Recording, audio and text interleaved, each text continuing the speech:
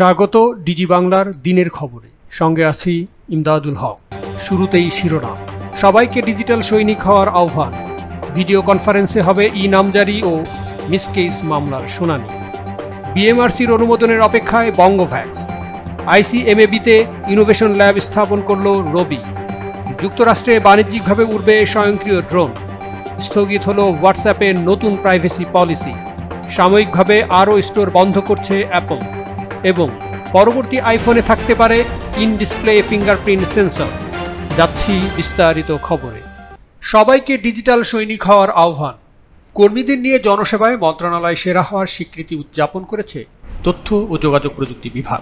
বার্ষিক কার্য সম্পাদনে 54টি মন্ত্রণালয়ের মধ্যে প্রথম হওয়ায় রবিবার আইসিটি টাওয়ারের বিসিসি মিলনায়তনে অনুষ্ঠিত হয় এই উৎসবে ইগো থেকে বেরিয়ে সমস্যা সমাধানে আইসিটি বিভাগে কাজের সুন্দর পরিবেশ সৃষ্টি হয় এই অর্জন সম্ভব হয়েছে বলে মনে করছেন আইসিটি প্রতিমন্ত্রী জুনায়েদ আহমেদ পলক। তবে এই স্বীকৃতিতে আত্মতুষ্টি না হয়ে ধরে রাখার পরামর্শ দিয়েছেন তিনি। প্রয়োজন হলে আমি একজন প্রকল্প পরিচালক অফিসে গিয়ে আমি বৈঠক করব, যেন কাজের গতি বৃদ্ধি করা যায়, সমস্যাগুলো সমাধান করা যায়। এই ইগো থেকে বেরিয়ে আমরা যে আইসিটি বিভাগে কাজের পরিবেশটা তৈরি করতে পেরেছি, আমার মনে হয় যে সেটা একটা বড় একটা অনুঘটক হিসেবে কাজ করেছে আমাদের কাজের গতি বৃদ্ধি করাতে এবং কাজের একটা পরিবেশ সৃষ্টি করাতে। তো আমি আশা করব যে যদিও আমরা এইবার প্রথম স্থান অধিকার করেছি প্রথমবারের মতো, কিন্তু ইনশাআল্লাহ এটাই শেষবার হবে না।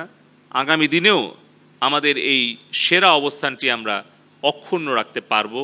তার জন্য আমাদের কাজ করতে হবে।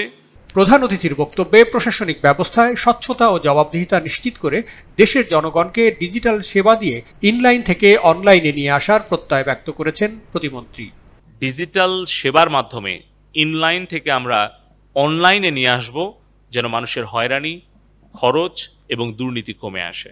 ডিজিটাল নেটিভদের লক্ষ্য করে সেবার নকশা প্রণয়ন করার প্রতি কর্মকর্তাদের আহ্বান জানিয়ে জুনায়েদ আহমেদ পলক বলেন, সবচেয়ে গুরুত্বপূর্ণ যেই জনগোষ্ঠী তারা হচ্ছে ডিজিটালি আনকানেক্টেড, যারা ইন্টারনেটে নাই, যারা স্মার্টফোন ব্যবহার করে না, কিন্তু তাদেরকেও আমাদের ডিজিটাল সেবার আওতায় নিয়ে আসা। তাদেরকে কিভাবে আমরা এই ডিজিটালি আনকানেক্টেড জনগোষ্ঠীকে আমরা কিভাবে অ্যাটলিস্ট এই ডিজিটাল ওয়ার্ল্ডের সাথে অ্যাডাপ্ট করে নিতে পারে তার জন্য তৈরি করতে পারি। এবং সেই কারণেই কিন্তু আমাদের যত সার্ভিস ডিজাইন করা হয় সেখানে আমরা এই সার্ভিসগুলোর পরিমাপক হিসেবে আমরা TCV আমরা এই সূত্রটি প্রয়োগ করে থাকি, টাইম, কস্ট অ্যান্ড ভিজিট। যেই সার্ভিসে আমরা ডিজাইন করি সেই সার্ভিসটাকে সিম্পলিফাই করা, সেটাকে আমরা পরিমাপ করার জন্য দেখি যে সেই সার্ভিস ডিজিটাইজের ফলে একজন নাগরিকের, একজন ব্যবহারকারীর কতখানি সময়, খরচ এবং হয়রানি কমলো। আর এই ব্যবস্থার সুফল পেতে একটি ডিজিটাল যাচাইকরণ আইডি তৈরিতে প্রধানমন্ত্রীর নির্দেশনার প্রতি কৃতজ্ঞতা প্রকাশ করেন তিনি। ডিজিটাল বাংলাদেশকে 17 কোটি মানুষের কল্যাণে কাজে লাগাতে চাই। আমাদের সামনে হয়তো 1952 সালের ভাষা আন্দোলনে অবদান রাখার সুযোগ নেই, 71-এর মহান মুক্তিযুদ্ধে অংশগ্রহণ করার সুযোগ নেই, কিন্তু আমাদের সুযোগ রয়েছে বঙ্গবন্ধুর অসমাপ্ত যেই সংগ্রাম, অর্থনৈতিক মুক্তির সংগ্রাম, সেই মুক্তির সংগ্রামে নেতৃত্ব দিচ্ছেন জননেত্রী শেখ হাসিনা। জননেত্রী শেখ হাসিনার নেতৃত্বে এই ঐতিহাসিক অর্থনৈতিক মুক্তির সংগ্রামে অবদান রাখার সুযোগ আমাদের রয়েছে। হয়তো আজ থেকে 20 বছর পরে যখন বাংলাদেশ বিশ্বের বুকে উন্নত একটি অর্থনীতির মর্যাদাশীল রাষ্ট্র হিসেবে পরিচয় লাভ করবে, তখন আমরা অন্ততপক্ষে এইটুকু ভেবে আমরা আত্মতৃপ্তি পাব যে এই ডিজিটাল সংগ্রামের আমরাও একজন সুযোগ্য সৈনিক ছিলাম।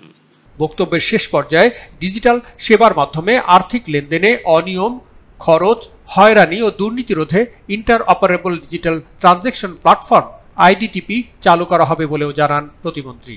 একটা ডিজিটাল ভেরিফায়েবল আইডি যদি আমাদের দেশের 11 কোটি ডিজিটাল ভেরিফায়েবল আইডি তৈরি করার উদ্যোগ মাননীয় প্রধানমন্ত্রী জননেত্রী শেখ হাসিনা না দিতেন, তাহলে আজকে কিন্তু বাংলাদেশের 1400 সার্ভিসকে আমরা ডিজিটাল প্ল্যাটফর্মে নিয়ে আসতে পারতাম না। দ্বিতীয়ত, ডিজিটাল ট্রানজ্যাকশন প্ল্যাটফর্ম, এই যে আমরা অনলাইন ট্রানজ্যাকশন করছি, একটা ব্যাংক থেকে আরেকটা ব্যাংকে ইলেকট্রনিক মানি ট্রান্সফার করছি, আমরা এটিএম কার্ড দিয়ে, ক্রেডিট কার্ড দিয়ে, ডেবিট কার্ড দিয়ে লেনদেন করছি, এমনকি 9 কোটি মানুষ মোবাইল ফাইন্যান্সিয়াল ওয়ালেটের মাধ্যমে ক্যাশ লেনদেন না করে আমরা ডিজিটাল ট্রানজ্যাকশন করছি।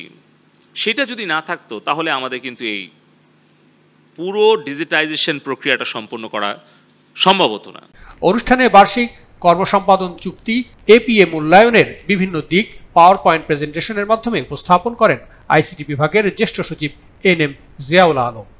আইসিটি সচিবের সভাপতিত্বে অনুষ্ঠানের সেরা হওয়ার পেছনে অবদান রাখায় হাইটেক পার্ক ব্যবস্থাপনা পরিচালক হোসনে আরা বেগম, বিসিসি নির্বাহী পরিচালক পার্থপ্রতিম দেব, আইসিটি অধিদপ্তরের পরিচালক মোহাম্মদ আরশাদ হোসেন, ডিজিটাল সিকিউরিটি এজেন্সির মহাপরিচালক রেজাউল করিম, সিসিএ মহাপরিচালক আবু সাইদ চৌধুরী, এটুআই প্রকল্প পরিচালক মোহাম্মদ আব্দুল মান্নান, তথ্য ও যোগাযোগ প্রযুক্তি বিভাগের অতিরিক্ত সচিব রিনা পারভিন এবং এপিএ পুলের অতিরিক্ত সচিব সঞ্জিদা সোবহানকে ফুল দিয়ে শুভেচ্ছা জানানো হয়। ভিডিও কনফারেন্সে হবে ই নামজারি ও মিসকেস মামলার শুনানি। শিগগিরই পরীক্ষামূলকভাবে ভিডিও কনফারেন্সের মাধ্যমে ই নামজারি ও মিসকেস মামলার শুনানি গ্রহণ শুরু হবে বলে জানিয়েছেন ভূমি সচিব মোহাম্মদ মোস্তাফিজুর রহমান। রোববার সচিবালয় ভূমি মন্ত্রণালয়ের সম্মেলন কক্ষে ভূমি সচিবের সভাপতিত্বে অনুষ্ঠিত বিভাগীয় কমিশনারদের সাথে সমন্বয় সভায় এ তথ্য জানানো হয়। সমন্বয় সভায় অনলাইনে ভূমি উন্নয়ন কর, ডিজিটাল রেকর্ড রুম ইত্যাদি বিষয়ে আলোচনা হয়েছে। ভূমি আপিল বোর্ডের চেয়ারম্যান উম্মুল হাসনা, ভূমি সংস্কার বোর্ডের চেয়ারম্যান মোহাম্মদ মোস্তফা কামাল সহ বাংলাদেশের সকল বিভাগীয় কমিশনার এবং ভূমি মন্ত্রণালয়ের অতিরিক্ত সচিবেরা এ সভায় উপস্থিত ছিলেন। বিএমআরসির অনুমোদনের অপেক্ষায় বঙ্গভ্যাক্স। বাংলাদেশে উদ্ভাবিত করোনা ভাইরাসের টিকা বঙ্গভ্যাক্স মানবদেহে পরীক্ষামূলক প্রয়োগের অপেক্ষায় রয়েছে লাল সবুজের পতাকাবাহী ওষুধ প্রস্তুতকারক প্রতিষ্ঠান গ্লোবাল বায়োটেক লিমিটেড। প্রতিষ্ঠানটির পক্ষে ক্লিনিক্যাল ট্রায়ালের অনুমোদনের জন্য রোববার বাংলাদেশ চিকিৎসা গবেষণা পরিষদে আবেদন জমা দিয়েছে সিআরও লিমিটেড। দুপুরে বিএমআরসিতে ইথিক্যাল ক্লিয়ারেন্সের আবেদন জমা দিতে যান গ্লোবাল ফার্মাসিউটিক্যালস লিমিটেডের চেয়ারম্যান মোহাম্মদ হারুন রশিদ সহ কোম্পানিটির শীর্ষ কর্মকর্তারা। অনুমোদন পাওয়ার 10 দিনের মধ্যেই ট্রায়াল শুরু হবে বলে জানিয়েছেন তারা। আবেদনে একই সঙ্গে প্রথম ও দ্বিতীয় ট্রায়ালের অনুমোদন চাওয়া হয়েছে। সব মিলিয়ে প্রায় 10,000 পৃষ্ঠার আবেদন জমা দেওয়া হয়েছে বলে জানিয়েছেন বিএমআরসির একজন সহকারী পরিচালক। গ্লোবাল বায়োটেকের গবেষণা উন্নয়ন বিভাগের প্রধান ডাক্তার আসিফ মাহমুদ ডিজি বাংলাকে জানিয়েছেন, মানবদেহে বঙ্গভ্যাক্সের পরীক্ষামূলক প্রয়োগের এই গবেষণায় কাজ করবেন 57 জনের একটি দল। এই দলের নেতৃত্বে থাকছেন ডাক্তার মামুন আল মাহতাব স্বপ্নিল। শতাধিক স্বেচ্ছাসেবকের উপর এই টিকা প্রয়োগের পরিকল্পনা নেওয়া হলেও আবেদন পড়েছে 1000-এরও বেশি। প্রচুর মানুষ আমাদেরকে প্রতিনিয়ত যোগাযোগ করছেন যে তারা ভলান্টিয়ার হতে আগ্রহ প্রকাশ করছেন। তবে প্রোটোকল অনুযায়ী একটা স্পেসিফিক এক্সক্লুশন এবং ইনক্লুশন ক্রাইটেরিয়া আছে। সেই ক্রাইটেরিয়া মিট করলে যে কোনো বাংলাদেশি হেলদি সাবজেক্ট আমাদের ভলান্টিয়ার হতে পারবেন। ইঁদুরের উপর পরীক্ষার সফলতা তুলে ধরে এই টিকার এক ডোজেই কাজ হবে বলে আশাবাদ ব্যক্ত করছেন ডাক্তার আসিফ মাহমুদ। আমাদের যে vaccine candidate, mRNA based vaccine candidate Bangavax, তো এখানে আমরা এনিম্যাল ট্রায়ালের যে ডাটা পেয়েছি সেখানে একটি সিঙ্গেল ডোজে এনিম্যালে সাফিসিয়েন্ট অ্যান্টিবডি টাইটার আমরা পেয়েছি। একই ধরনের ডেটা আমরা যদি মানুষে হিউম্যান ট্রায়ালে দেখতে পাই তাহলে আমাদের ভ্যাকসিনটির একটা সিঙ্গেল ডোজে কার্যকরী হওয়ার যথেষ্ট সম্ভাবনা আছে। আইসিএমএবিতে ইনোভেশন ল্যাব স্থাপন করল Robi. The institute of cost and management accountants of বাংলাদেশে একটি অত্যাধুনিক ইনোভেশন ল্যাব স্থাপন করেছে শীর্ষস্থানীয় ডিজিটাল সেবা প্রদানকারী কোম্পানি রবি। এই ল্যাবের মাধ্যমে আইসিএমএবির শিক্ষার্থীরা চতুর্থ শিল্প বিপ্লবে এগিয়ে থাকতে data analytics, blockchain, internet of things বা আইওটির মতো সর্বশেষ ডিজিটাল প্রযুক্তির সাথে পরিচিত হতে পারবেন সরাসরি। এছাড়াও বিভিন্ন কোম্পানির ব্যবসায়িক সমস্যার সমাধানে বাস্তবসম্মত উদ্ভাবনে ভূমিকা রাখবে ল্যাবটি। রোববার রাজধানীর আইসিএমএবির ক্যাম্পাসে অনলাইন অনুষ্ঠানের মাধ্যমে ইনোভেশন ল্যাবটির উদ্বোধন করা হয়। নিজস্ব অফিস থেকে ভার্চুয়াল মাধ্যমে যোগ দিয়ে ল্যাবটির উদ্বোধন করেন আইসিটি প্রতিমন্ত্রী জুনায়েদ আহমেদ পলক। যে ইন্টারনেট ব্যবহারের জন্য আপনারা ফ্রি চেয়েছেন, তবে ফ্রি হয়তো সম্ভব হবে না। আমি বিটিসিএল এবং সাবমেরিন কেবল কোম্পানির সাথে কথা বলে যদি 50% যাতে ডিসকাউন্ট করা যায় আমাদের শিক্ষা প্রতিষ্ঠান হিসেবে, সেটা আমি চেষ্টা করব। এবং এই ইনোভেশন ল্যাবের যে ব্যান্ডউইথটা লাগবে অ্যাটলিস্ট 50% যাতে কস্ট কমিয়ে দেওয়া যায়, তারপরও আমি চেষ্টা করব যতদূর সম্ভব চেষ্টা করব। আর এটা হচ্ছে ভার্চুয়াল ডেটা স্টোরেজের জন্য আপনারা একটা সাপোর্ট চেয়েছেন ডেটা সেন্টারে। আমি বাংলাদেশ কম্পিউটার কাউন্সিলকে বলে দেব, আমাদের ডেটা সেন্টার কোম্পানি করা হয়েছে, সেখানে বলে দেবো একটা পরিমাণ ডেটা যাতে আমাদের ইনোভেশন ল্যাব থেকে ফ্রি করতে পারে। অনুষ্ঠানে জানানো হয়, ল্যাবটির সর্বোত্তম ব্যবহার নিশ্চিত করতে শিক্ষার্থীরা শিক্ষা গ্রহণ এবং কোনো প্রকল্প বা গবেষণার কাজে ল্যাবটিতে যে পরিমাণ সময় ব্যয় করবেন তা তাদের ক্রেডিট আওয়ার হিসেবে গণ্য করার সিদ্ধান্ত নিয়েছে আইসিএমএবি। ল্যাব থেকে নির্ধারিত কাজগুলো সফলভাবে শেষ করে পেশাগত সনদ অর্জন করতে পারবেন শিক্ষার্থীরা। উদ্বোধনী অনুষ্ঠানে রবির managing director and CEO Mahtabuddin Ahmed, chief information officer Asif Naimur Rashid, chief human resource officer Faisal Imtiaz Khan, chief corporate and regulator officer Shahed Alam, আইসিএমএবির president Mohammad Jasimuddin Akand, south Asian federation of accountants সাফার প্রেসিডেন্ট AKM দেলোয়ার হোসেন, আইসিএমএবির আইসিটি কমিটির চেয়ারম্যান মোহাম্মদ ফারুক শিকদার সহ রবি ও আইসিএমএবির উচ্চপদস্থ কর্মকর্তারা উপস্থিত ছিলেন।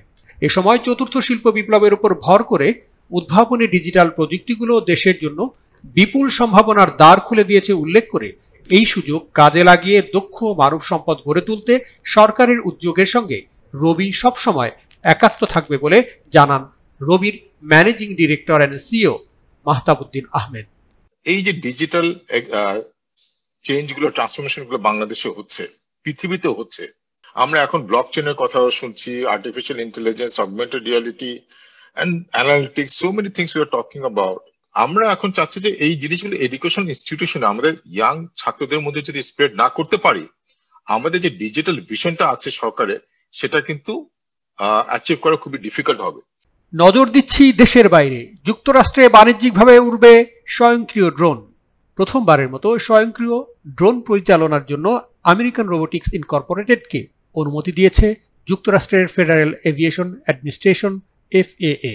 আকাশপথে ট্রাফিক কম এমন অঞ্চলে 400 ফুট উচ্চতার মধ্যে বাণিজ্যিকভাবে ড্রোন পরিচালনার এই অনুমতি দেওয়া হয়েছে। এই অনুমোদনকে ড্রোন শিল্পের চূড়ান্ত মাইলফলক ঘোষণা করেছে আমেরিকান রোবোটিক্স। ফেডারেল সংস্থাটি জানিয়েছে, অফসাইট অবস্থান থেকে দৃষ্টিসীমার বাইরে মূল্যায়নে ব্যবহৃত গুরুত্বপূর্ণ ডেটা সরবরাহ করবে আমেরিকান রোবোটিক্স। এই কার্যক্রম পরিবেশগত প্রভাব কমাতে পারবে। স্থগিত হল হোয়াটসঅ্যাপের নতুন প্রাইভেসি পলিসি। হোয়াটসঅ্যাপ তাদের নতুন প্রাইভেসি পলিসিতে গ্রাহকদের সম্মতি দেওয়ার জন্য আরও কিছুদিন সময় দিতে চায়। নতুন আপডেট সম্পর্কে প্রচুর ভুল তথ্য প্রকাশ এবং বিভ্রান্তি তৈরি হওয়ায় আপাততভাবে আপডেটটি স্থগিত রাখছে ফেসবুকের মালিকানাধীন প্রতিষ্ঠানটি। হোয়াটসঅ্যাপ জানিয়েছে, আগামী 8 ফেব্রুয়ারি কারো সেবা বন্ধ করবে না হোয়াটসঅ্যাপ। এছাড়া 15 মে নতুন ব্যবসায় অপশন না আসা পর্যন্ত ব্যবহারকারীরা নীতিমালাটি রিভিউ করতে পারবে। এক বিবৃতিতে হোয়াটসঅ্যাপ জানিয়েছে, আমাদের সাম্প্রতিক আপডেট সম্পর্কে অনেক মানুষের মধ্যে বিভ্রান্তি তৈরি হয়েছে শুনতে পেয়েছি। অনেক ভুল তথ্য ছড়িয়ে পড়েছে। আমাদের নীতিমালা ও বিষয়গুলো সকলেই যাতে বুঝতে পারে সে বিষয়ে আমরা সাহায্য করতে চাই। একই সাথে জানানো হয়, নতুন আপডেটের মাধ্যমে এন্ড টু এন্ড এনক্রিপশনের কোনো পরিবর্তন আসছে না। এছাড়া ফেসবুকের সাথে ডাটা শেয়ারের ক্ষেত্রে এই আপডেটে তারা বাড়তি কোনো সক্ষমতা পাচ্ছে না। সাময়িকভাবে আরও স্টোর বন্ধ করছে অ্যাপল। প্রযুক্তি জায়ান্ট অ্যাপল চলমান কোভিড-19 মহামারীর কারণে আরও অন্তত 20টি স্টোর সাময়িকভাবে বন্ধ করতে যাচ্ছে। জর্জিয়া, নর্থ ক্যারোলিনা এবং টেক্সাসে করোনা ভাইরাসের প্রাদুর্ভাব বেড়ে যাওয়ায় এই সিদ্ধান্ত নিয়েছে কোম্পানিটি। ওয়েবসাইটে প্রকাশিত বিবৃতিতে জানানো হয়েছে, জর্জিয়ার 5টি অ্যাপল স্টোর, নর্থ ক্যারোলিনার 5টি এবং টেক্সাসে 12টি স্টোর জনসাধারণের জন্য বন্ধ হচ্ছে। শনিবার থেকে এই সিদ্ধান্ত বাস্তবায়ন হয়। তবে যদি কারো ডিভাইস মেরামতের জন্য ওইসব স্টোরে দেয়া হয়ে থাকে কিংবা অনলাইনে অর্ডার করা পণ্য গ্রহণের অ্যাপয়েন্টমেন্ট থাকে, তাহলে আগামী 18 জানুয়ারি পর্যন্ত স্টোরগুলোতে প্রবেশ করা যাবে। গত মাসে অ্যাপল ক্যালিফোর্নিয়ার অর্ধশতাধিক স্টোর বন্ধ করে দেয়। এছাড়া জো বাইডেনের দায়িত্ব গ্রহণের সপ্তাহে ওয়াশিংটন ডিসির স্টোর বন্ধ রাখবে অ্যাপল। পরবর্তী আইফোনে থাকতে পারে ইন ডিসপ্লে ফিঙ্গারপ্রিন্ট সেন্সর।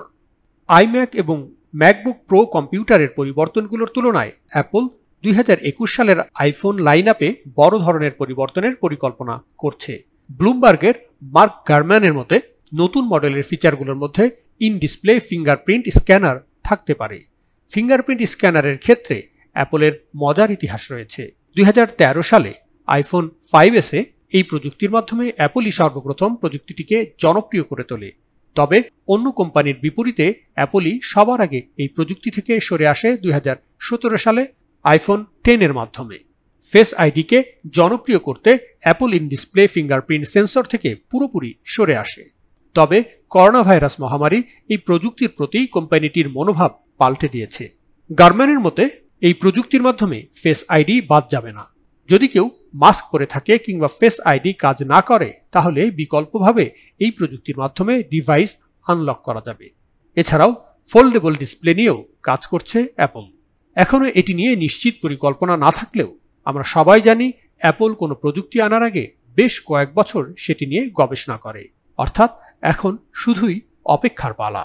প্রিয় দর্শক, আজ এ পর্যন্তই।